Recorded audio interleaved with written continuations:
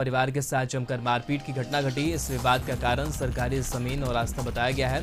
वहीं पड़ोस के मंटू सिंह पर पीड़ित परिवारों ने दबंगई करने और घर में घुसकर मारपीट करने का आरोप लगाया है। आरोपी मंटू ने घर में रह रहे एक 5 वर्षीय बच्चे की जमकर पिटाई की। वहीं इसका विरोध करने पर बच्चे को मां और दादा की भी बुरी तरह से पिटाई कर दी गई। वहीं इस घटना से हताश पीड़ित परिवार ने इस घटना की सूचना स्थानीय थाने को दी। सूचना पर पहुंची पुलिस घटना की जांच पड़ताल में जुट गई है। पीड़ित परिवार ने पुलिस प्रशासन से न्याय और जान माल की सुरक्षा की गुहार लगाई। नवादा के बुधौल स्थित जंगल बेलाद्री में शादी की तैयारी जोर शोर से चल रही थी। तभी चंद मिनटों में ही शादी की खुशियां मातम में बदल गई। घर के पास ही हाईटेंशन तार टूटकर गिर गया। इस दौरान करंट की चपेट में आए युवक शंकर की मौत हो गई। इस हादसे में शंकर चौहान के परिवार में मातम पसर गया। शादी में आए रिश्तेदारों को शव यात्रा में शामिल होना पड़ा। बेगूसराय में पुलिस ने एक ट्रक पर लोड भारी मात्रा में विदेशी शराब बरामद किया है। इसके साथ ही पुलिस ने ट्रक चालक को गिरफ्तार भी किया। बताया जाता है कि 100 से ज्यादा कार्टन विदेशी शराब बरामद किया गया, जिसका बाजार मूल्य लाखों रुपए है। दरअसल लाखों थाना पुलिस ने रमजानपुर गांव के निकट एक ट्रक को जब्त किया। ट्रक पर भारी मात्रा में बोरे के अंदर शराब का कार्टन छिपाया हुआ था।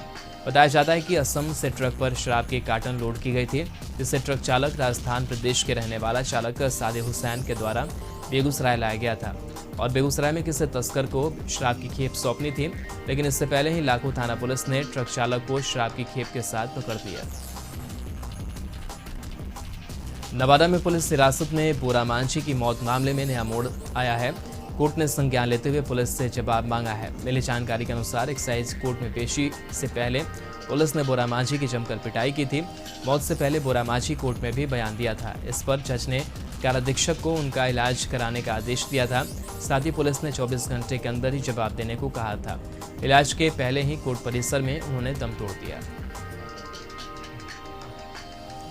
पटना के गर्दनीबाग थाना क्षेत्र में महालक्ष्मी ज्वेलर्स और फाइनेंस कंपनी में दिन दहाड़े करोड़ों की सोने की लूट का मामले में पुलिस को सफलता मिली है।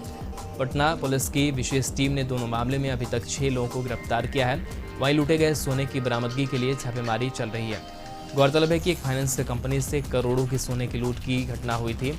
उससे थोड़ी देर पहले उसी थाना क्षेत्र में महालक्ष्मी ज्वेलर्स में दिन दहाड़े लूट की घटना को अपराधियों ने अंजाम दिया था। पटना के हड़ताली मोड़ पर एक महिला की जान जाते जाते बची। बताया जा रहा है कि महिला बुलेट से अपने पति के साथ जा रही थी। इसी दौरान उसका दुपट्टा बुलेट के स्पोक में फंस गया और महिला का दुपट्टा उसके गले में फंदे के रूप में कसता चला गया। जैसे ही पुलिसकर्मी और लोगों ने देखा, वैसे ही लोग दौड़े और काफी मशक्कत के बाद महिला के दुपट्टे को गले से बाहर निकाला गया।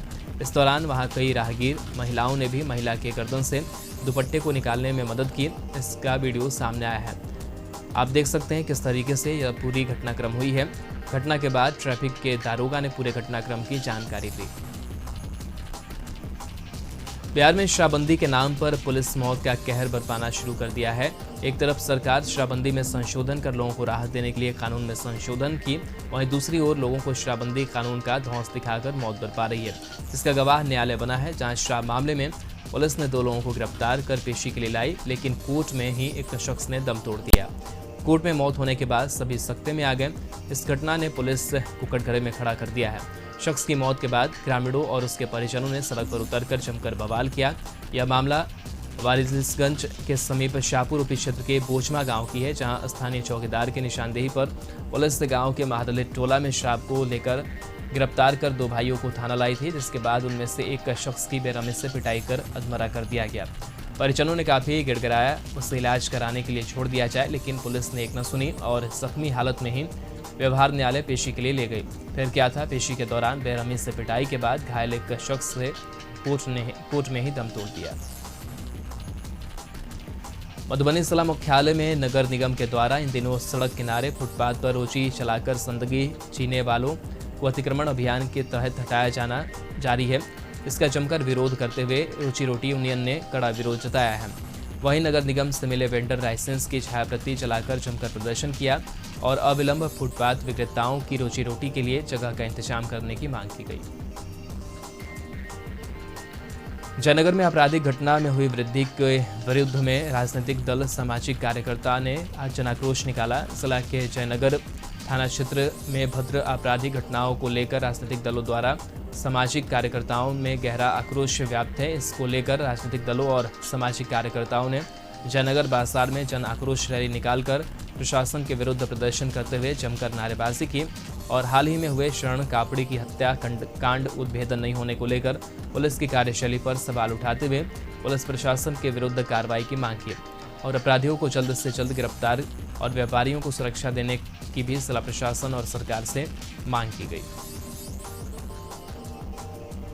सरकार अब 7 निश्चय योजना को किस तरह से पूरा हो इसके लिए सोचने में लगी है और इसको लेकर सचिवालय से बाहर निकलकर विधायकों की एक कीमत दानापुर नगर परिषद पहुंची, जहां 2 विभागों के कार्यों की समीक्षा की गई, जिसमें सहकारिता विभाग और नगर निकाय विभाग शामिल था।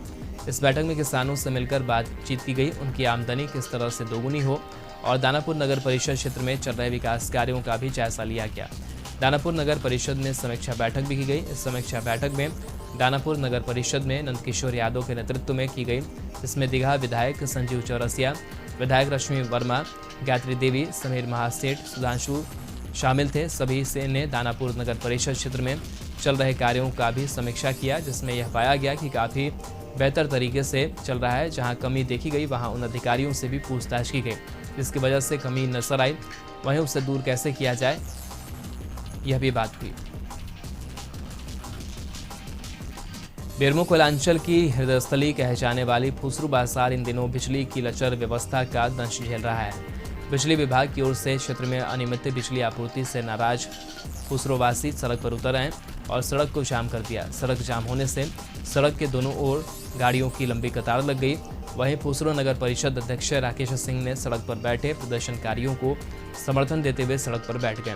वहीं प्रदर्शन कर रहे लोगों ने गिरिडीह सांसद और बेरमो विधायक के विरोध में जमकर नारे लगाए। मांडर विधानसभा उपचुनाव में अधिक से अधिक वोटिंग को लेकर जागरूकता अभियान चलाया गया। इस दौरान हस्ताक्षर अभियान भी चलाया गया। जागरूकता अभियान के तहत यह बताया गया कि 23 जून को मतदान दिवस के मौके पर सभी वोटरों को प्राथमिकता के आधार पर मतदान करना है, फिर उसके बाद कोई दूसरा काम करना है। कारण है कि मतदान ही एक वोटर को योग्य उम्मीदवार को वोट करने और फिर सरकार बनाने की प्रक्रिया में शामिल होने का सबसे बड़ा अवसर प्रदान करता है। पाटलिपुत्र एक्सप्रेस से यात्रा कर रहे शख्स का करीब लाखों रुपए का सामान ट्रेन में ही छूट गया।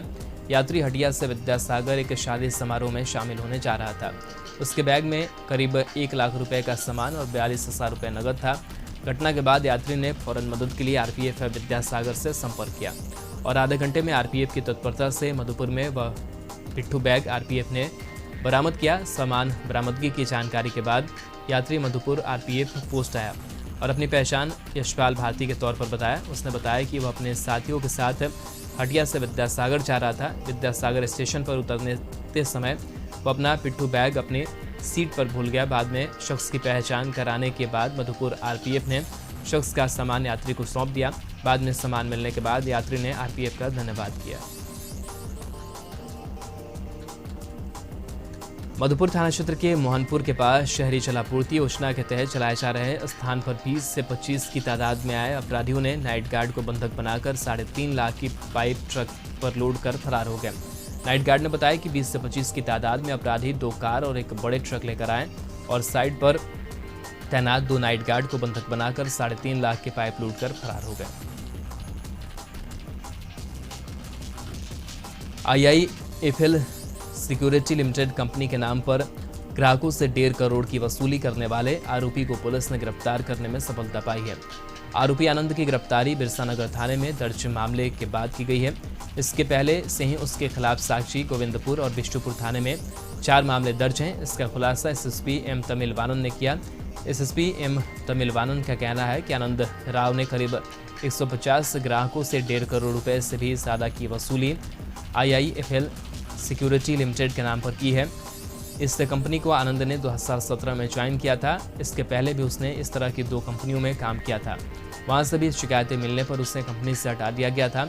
आनंद राव के बारे में एसएसपी का कहना है कि उसकी गिरफ्तारी रांची के नामकुम से की गई है।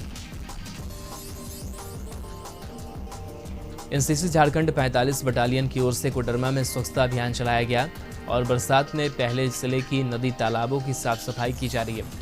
इस अभियान के तहत 45 बटालियन के कैडेटों ने चाराडी तालाब की साफ सफाई की और वहां फैली गंदगी को साफ किया। साथ ही तालाब किनारे फैले कचरे को उठाकर कैडेटों ने उसे दूसरी जगह रखा। इस दौरान एनसीसी के बॉयज और गर्ल्स कैडेट ने तालाब के पानी में फैले गंदगी को भी साफ किया। दरअसल बरसात का मौसम आने वाला है, ऐसे में नदी तालाबों के किनारे फैला कचरा बारिश के पानी में फिर से नदी तालाब में मिल जाने की आशंका है। इसी को देख स्वच्छता अभियान की शुरुआत नदी तालाबों की साफ सफाई से की गई। कैडेटों ने बताया कि नदी तालाब के किनारे काफ़ी गंदगी फैली है, जिसे साफ किया जाना बेहद ज़रूरी है।